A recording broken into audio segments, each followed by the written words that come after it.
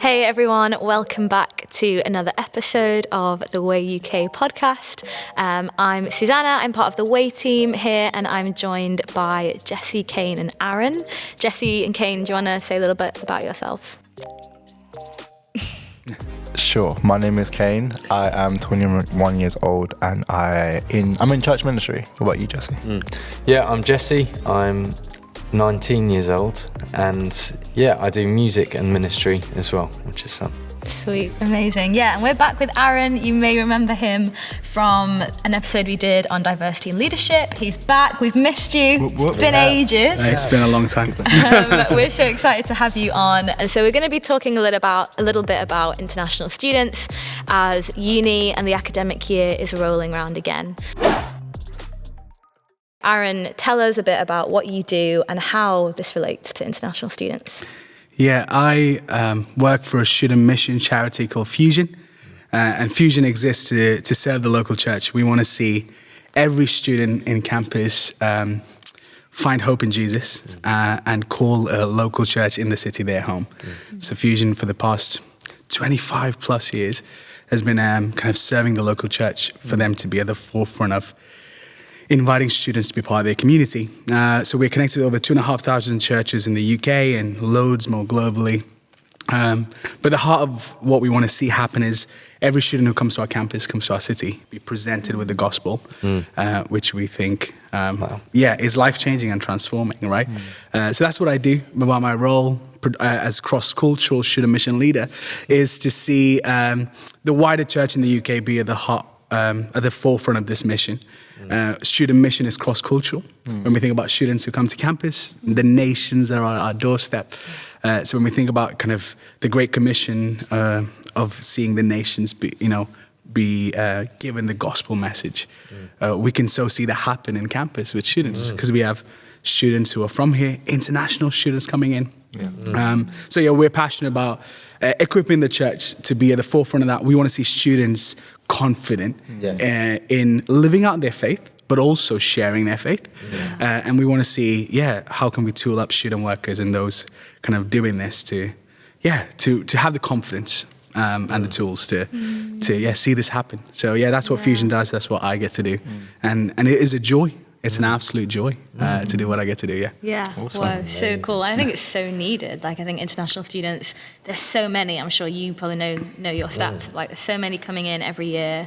How do you think churches are doing right now in welcoming them? A lot of them are from countries of other faiths or of no faith. How is it going at the moment? What are you feeling? Yeah, over the past few years now, what we've seen is an influx of international students. I remember last year talking to a friend of mine about Indian students coming from there to the UK. And he was saying, actually right now, probably we had 125,000 applications from India alone for students to come and be it their master's or PhD in the UK, which is the highest it's ever been. And when we talk about the Chinese church, I was talking to a friend of mine called Henry Liu, who, shout out Henry, he oversees this mission in the UK called Chinese Overseas Christian Mission. They work with Chinese students, that's their heart. They support the Chinese church in the UK, and Henry was telling me that the amount of international students coming from mainland China, but also Hong Kong, has doubled, it's like times 10 over the past 2 years, because of a few things with Hong Kong and that's happening before we get into all the politics stuff, but with Hong Kong and the kind of relationship with the UK and the visa, that means loads of them are coming over now, but also students from mainland China coming over. So yes, the need of the mission to international students is, kind of obvious, but if anything, it's heightened over the past few years for us. And what we're seeing happen is, you might already, if you're a church leader or a student or whoever you are listening to this, you might already know of an international student coming to your church because they're looking and they're open. And the thing about international students is this, put yourself in their shoe. You leave the country you've grown up with, the culture that you've known, your family, your home, friends, and you're in a new environment. You're in a new city, a completely different culture, a language maybe that you can speak well or not well at all. And you have to figure your way out. and you maybe have come with a bunch of people, so you know. If not, you're alone. So when you think about the opportunity of the church to play a role in reaching students, we are so strategically placed. We are the best answer for students to have a hope and a home. We get to be that because they don't know. They don't know where to go. They don't know how to navigate the city. They don't know where should I go to get stuff. And culturally, how do I understand what's happening here or whatever? And the church is, for me, the place. It is the place for international students alone, but students as a whole, to be plugged into. Because where else are they going to find that, you know? And so when we think about international students, the church, for me, has to be at the forefront of that mission, to welcome them, to reach them, to serve them. Because, they are looking for a home. They're looking for a place to connect and get to know. But also the challenge and the joy of thinking about international students is this: they're probably with you for a year or 2 years max. Maybe some stay. But the number that stay is quite low. Not loads of them tend to stay. Most of them tend to go back. And if you're from China, again, another reflection about Chinese students was most of them go back to China. And that's how they come. They go to study, but they go back.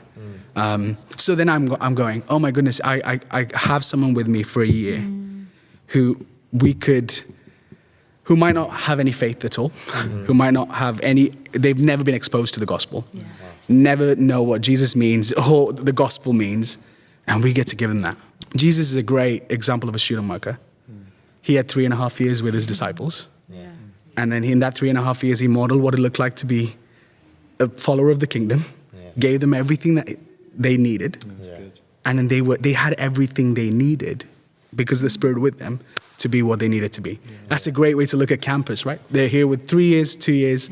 If we can give them all that Jesus is, the opportunities that they have for themselves is endless. So it's exciting. Man, that's such a good way to look at it, bro. That's really cool. Wow. Yeah, I mean, I've never really thought about international students ever, really, other than when we're stopping them on the streets to talk to them and interview them. We're like, oh, cool. We want to hear your perspective. That's literally been it. And it's like, I have got a few international friends who have come to my church, but none of it's been through me. It's through them reaching out. And that's, you look at it, that is bold. Right. To reach out to a random person if you don't know anyone, that is bold. And how can we create a comfortable culture to allow people in? And That's right. I think it just goes back to on the last episode we filmed a few months ago. We talked about just like inviting people into your home and like connecting with them. And it's maybe it's about literally sitting down and learning the culture of how they trust and how they develop relationship and playing into that. It's like we actually live in one of the most information-fueled worlds we've ever lived in. That's right. And so there is no excuse. Like we can't be like, oh, I don't know the Chinese culture because I've never been. Well, search it up on the internet. Like literally, we've got this wonderful opportunity to learn and create a space. Right. And I mean, I'm speaking to myself, bruv. Yeah, it's good. Like I've not hosted anyone. I've not got alongside anyone. So fascinating. Yeah. So I've got no questions. No. That's good. But that's it. That's all.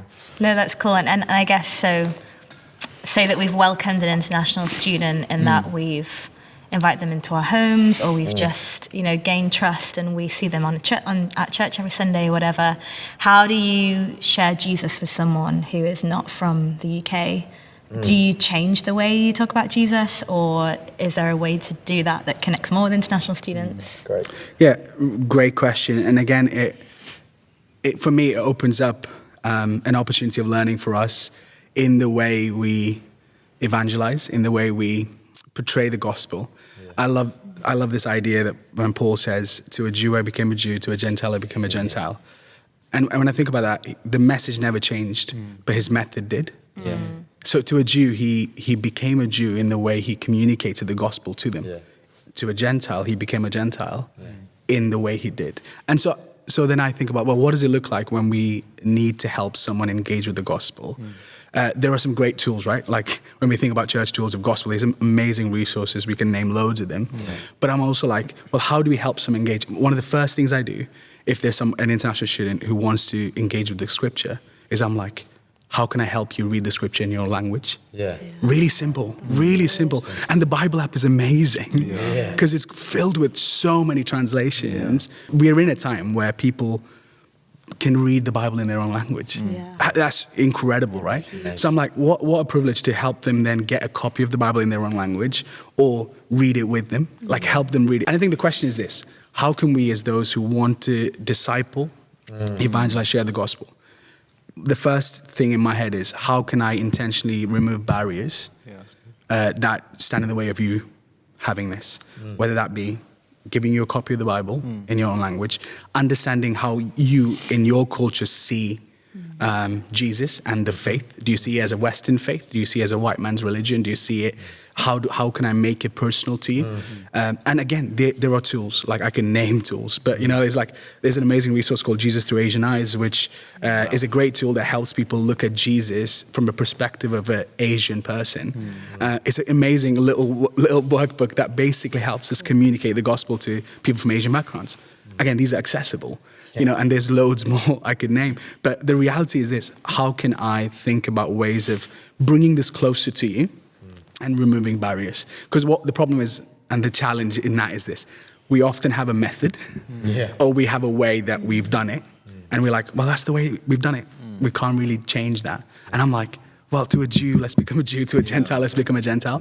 If that means the way you share the gospel with an international student is to have them over here at home, cook them dinner, and all you do is read a chapter with them, and all they have are loads of questions, and you're like, well, I can't do that because I don't have all the answers. That's what we need to do. And I think this is what puts people off, right? People who are coming from Eastern countries, we can use them as an example, but international students from all over the world can come and have loads of questions. And I don't know about you, one of the things I've often felt is, well, there's no way I can share the gospel to someone who's from a different faith because I don't have all the answers. A really sobering thought is Jesus never gives people answers. I think there's a book called Jesus, The Question, and in that they find that Jesus is asked like 304 questions, and to that he only gives 3 direct answers. And Jesus asks more questions. I might have got that number wrong, but check it out for yourself. But in terms of, but he does only give 3 direct answers, and he asks more questions. So then my encouragement is, how can we be those who are not experts who have all the answers, but curious with them to ask more questions to help them discover? So I'd say that would be my encouragement to anyone, is don't feel like we need to be experts that has all the answers to help them, give to them. But how can we be curious with them to go, well, what would that mean for you? How can I apply it? And here's the story that I have from my life. And this is how it's changed me, and how can we help them with that? So that's amazing. I love that. And I think for me, a group of us friends just started giving out free tea and coffee on campus and telling people about Jesus.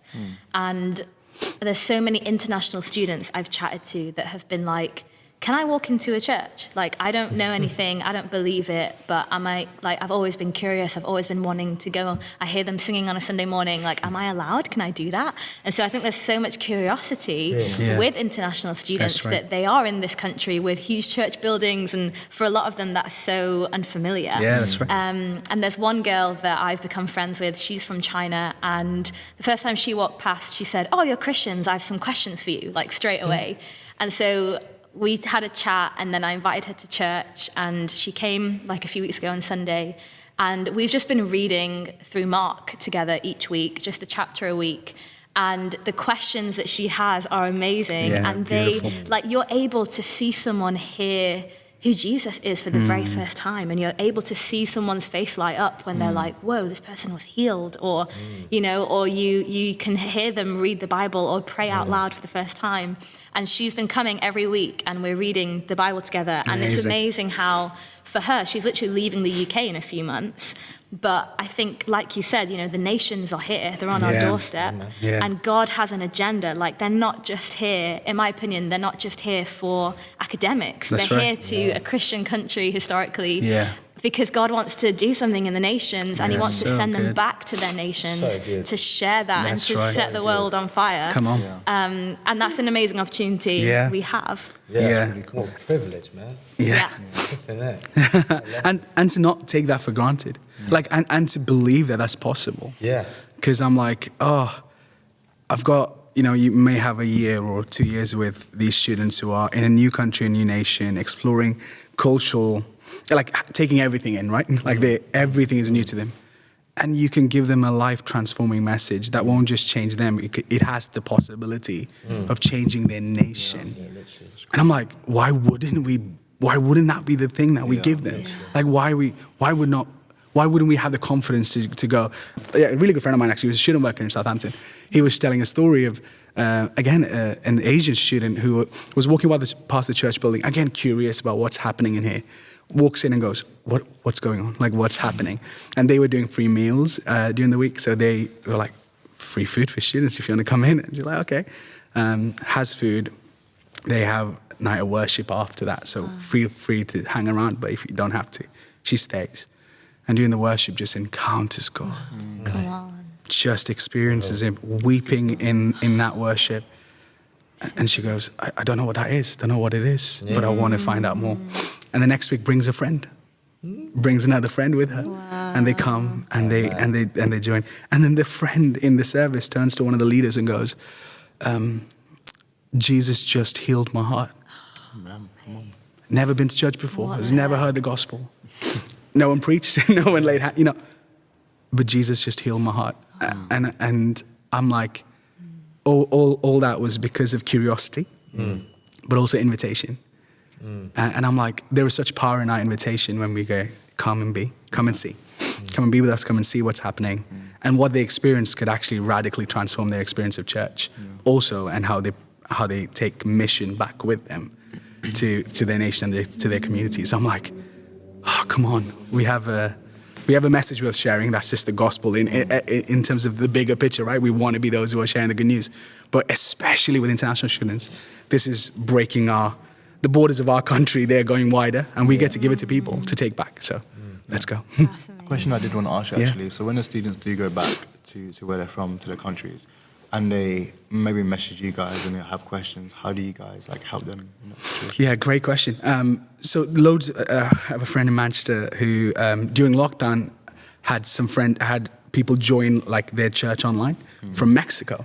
Oh, wow. And just connected in, just found the church in Google, and just was like, oh my goodness, I want to see this happen here. And has just been in touch. And so we often think, and you were talking about this before, we are living in a time where we're not limited by international boundaries. We're the most connected generation there's ever been. You can have a really good friend across the world, right? And us not have to physically be in the same place. So we're not limited by that, right? Where we would have been 70, 80 years ago. We're not limited by that. And we live in an era of information where so much is accessible. So when we have international students message us, there's two things. One, we'd love to point them in the direction of more resources locally if there is available. There's loads of, like I said, each nation has mission movements and organizations. There's people in the UK, there's people abroad. How can we plug them in with something that's happening locally? But also, how can we point them in the right direction? Whether that be, we might have to be the friend that's giving them the stuff for the first 6 months. And then the art of making disciples is this. You want to make disciples who make disciples. Yes. So we want to give them the tools for them to replicate that locally. So we're like, how can I read the Bible with you? How can I disciple you? And now you can do that with a student. You can do that with someone else. You can do that with your parents, with your friends. Do that locally. And we can mentor them. We can cheer them on. But the heart of this movement is this. It's not controlled by one. So we're not like, oh, come to us, we have all the answers. And Fusion, historically, our heart is we don't want to be known or seen because everything happens to the local church. So we're like, what is a local church in whatever nation that you can be plugged into, where you can be discipled? Because we just want to come behind the church. We want the church to be at the forefront of this mission. So Fusion is, in the way we work here and globally, is we want the local church to be the vehicle of where people are encountering God and being discipled. Wow. And so I used to be in a church in London where we're based in East London. We're a South Asian church, so we had English service and then Malayalam service. Malayalam is one of the South Indian languages. So we would see international students who were living in East London. We would find them. We'd just meet them in the street, whether it be in the local shop or we'd hear of them coming and we'll go meet them. And I love this one example of the way, like when we think about, well, what can we do to engage? And we often think, well, I don't know we don't have a missions plan or evangelism week, or we don't have like the plan in place. This is what someone did, and it was phenomenal to watch. She wasn't a leader. She wasn't someone in a role. She was just an auntie in the church. And we had an international student come who had just moved to the country. He's new to London, new to UK. He's from India. And he came into our church, visited. I went and picked him up. So I drove to pick him up, brought him to church on the Sunday. And after the service, she took him to a clothes shop and brought him like just a bunch of clothes, jackets, gloves for the weather. Took him to a local shop, Indian shop, and bought him groceries for like the week. And filled the car. Like she put it all in my boot. And he, with kind of tears in his eyes, went, why? Like, why would you do that? And her response was so simple and it was so profound. She went, you're like my son. And for me, that was the gospel. Yes. That was the portrayal of the gospel, right? And so when we think about what can we do when we have international students, there you adopt them. Yes. Adopt them. Invite them to family. They're your brother. Invite them to your home. There was another student when I was doing a panel like this for Fusion, and we had an international student at the panel, and he said, do you know what I'll never forget? It was in his time, he had gone back to Singapore and then came back. He said, one of the things I'll never forget is this. I remember, and he said the person's name, he went, I'll never forget them. Every Sunday they came and picked me up, took me to church, just drove me to church, and after church they bought me food. I'll never forget that family. Wow. And it was a white family, and he was talking about like that, the hospitality and the love of that English family for him had a radical impact about what church meant and faith meant. So when that student thinks about church, he thinks about that family. Yes. He thinks about the way they loved him. They came out of their way to drive him, pick him up and drop him off at church. Thought about every Sunday they fed him, whether that was at home or in a restaurant. That was the gospel that worked. That international student in our church, for him, that the auntie buying him clothes, loving him like her own son, was the gospel that worked. So often we think we have to do loads, but I'm like, helping them find their local shop, getting them something, or picking them up on a Sunday because they're struggling. Or if you think about loads of international students, and this is probably helpful to understand, loads of them might be working part-time jobs to finance their work or to send money back home. Loads of them have come because their parents have put a whole lot in line for them to be here. Some people are financially wealthy and can afford to be here. Others can't. So the level of pressure that they're under to really get this right. In these 2 years, I need this degree. I need this qualification. So because my success, on my success hangs the financial stability of my family. Yes. Me getting a good job means I can pay back the loan my mom and dad took. Like that's the weight they're carrying when they come to our country. So I'm like, That's like 19-year-olds. as 19-year-olds or as 21, 22-year-old who are doing their masters or whatever, they're coming with that level of expectation.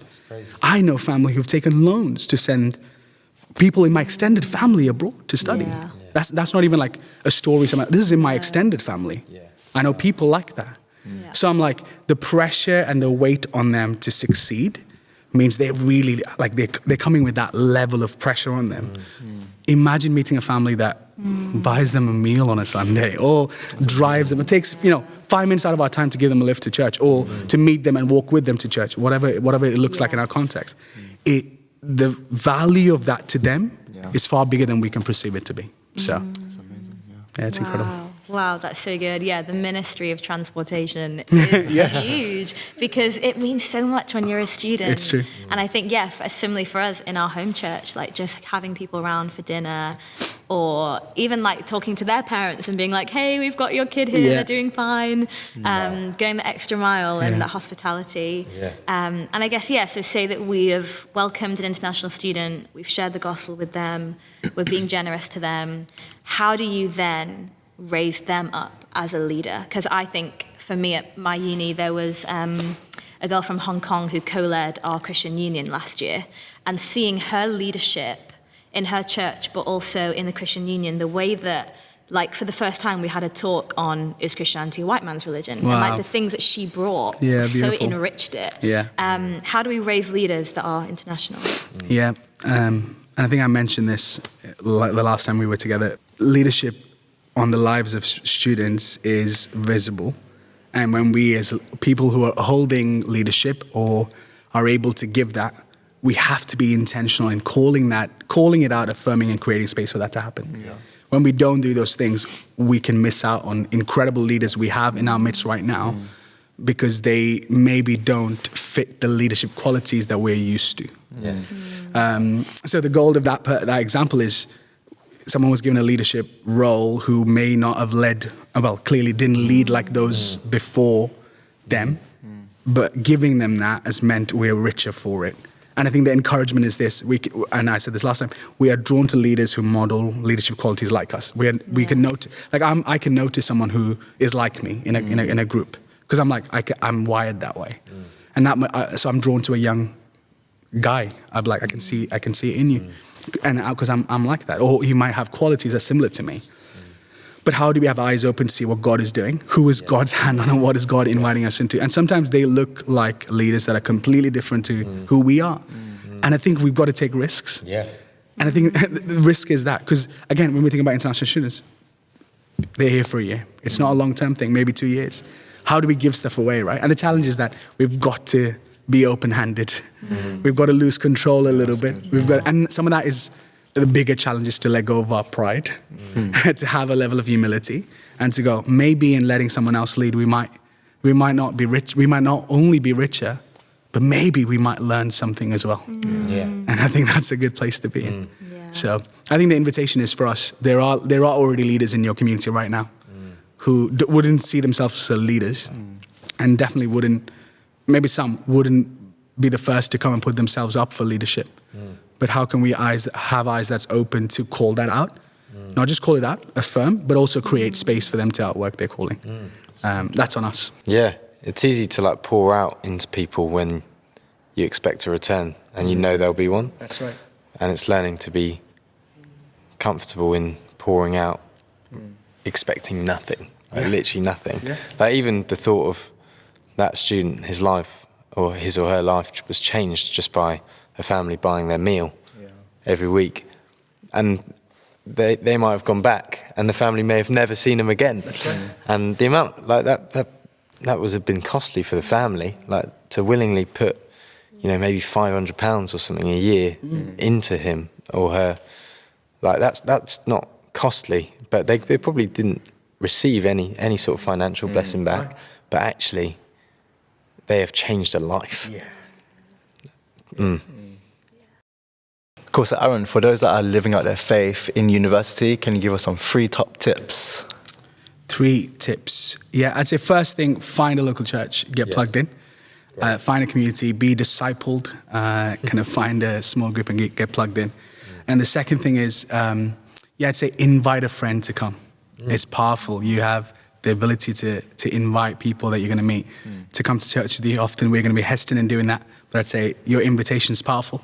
And the third thing I'd say is, what are ways in which you can intentionally disciple someone? So the way I'd frame that is, who can you read the Bible with? Who can you pray with, who pray for? And also who can you kind of take on a journey and walk with in seeing that. So if you're already a Christian on campus, the opportunity you have is endless. But I'd say, those 3 things. Find a local church, get plugged in, have community around you, invite people to come, invite your friends to come. They're more open than you think they are. And the third thing is, think about how you can disciple students. Don't wait for opportunities. Like there are people who would want to read the Bible with you, have questions, pray with. So those are my top 3 tips. Thanks so much, guys, and thank you, Aaron, as well. I think we're all fired up to reach out to the international students around us. And thank you so much for listening and watching this. Make sure you follow what the Way UK is doing on all of our social media platforms and tune in for the next episode.